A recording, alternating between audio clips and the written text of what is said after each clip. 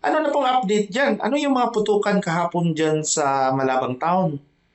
Yes sir, nagkaroon po ng indiscriminate firing doon sa municipality of Malabang while po yung pagpa-file ng CUC doon sa Barangay Chinatown sa munisipyo po. Ito po yung nangyari at around 11:30 in the morning po.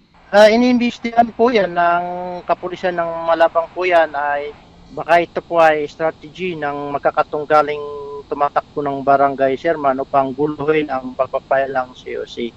At lahat po ay, everybody po ay may karapatan po mag-file ng COC sa kanilang tinatakbong barangay po. Kahapon po ay nagpatawag ang ating buting Provincial Director, Police Colonel Robert S. Daculan, ay nagdagdag po ng karagdagang personnel doon sa Malabang upang pangasiwaan yung pagpapile, yung nakitirang 2-day na pagpapile ng CUC sa Municipality of Malabang po.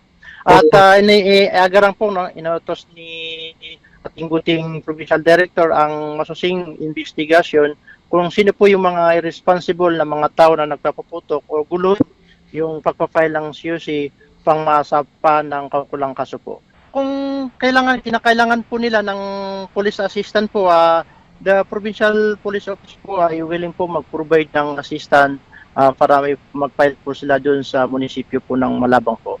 Pasok na po, katatawag ko lang no, yung chief of police ng Malabang, si Police Major Bakian, ay as of na po no, nandun na sila sa area pa pangasiwa yung pag-file ng CUC. Wala pa hong naiulat na mga incident or commotion po doon ngayon. At ngayon po ay magpapadala po doon ang ating buting provincial director ng karagdagang personnel doon sa Malabang po.